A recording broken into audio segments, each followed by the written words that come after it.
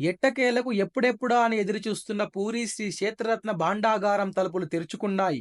అయితే దీనిలో 5 పెట్టెలలో ఉన్న వజ్ర వైడూర్యాలు, గోమేధిక పుష్యరాగాలు, రత్నాలు, వెండి, ఇతర విలువైన ఆభరణాలు ఉంటాయని అంచనా. వీటిలో కొన్ని ఆభరణాలు 1500 ఏళ్ల క్రితం నాటివట.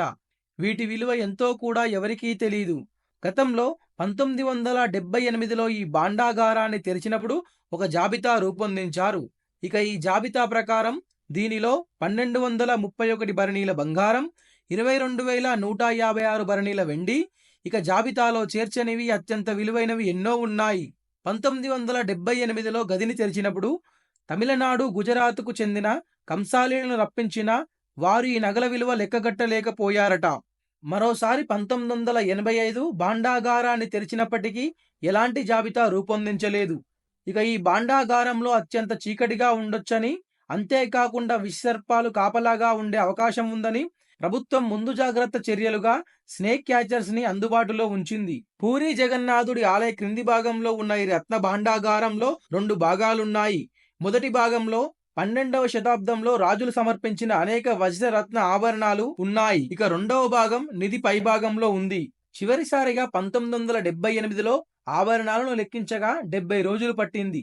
అయినా పూర్తిగా లెక్కించలేకపోయారు. దీంతో ఒడిషా హైకోర్టులో దాఖలైన పిటిషన్పై ధర్మాసనం విచారణ జరిపింది.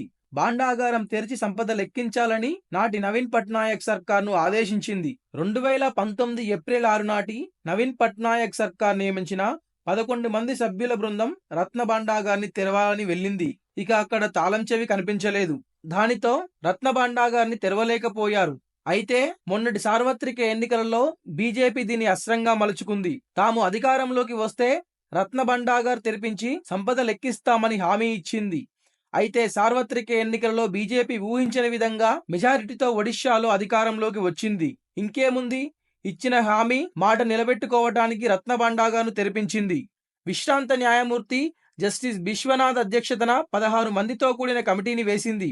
కమిటీ సిఫార్సు మేరకు ఎట్టకేలకు రత్న భాండాగార్ను తెరిచింది.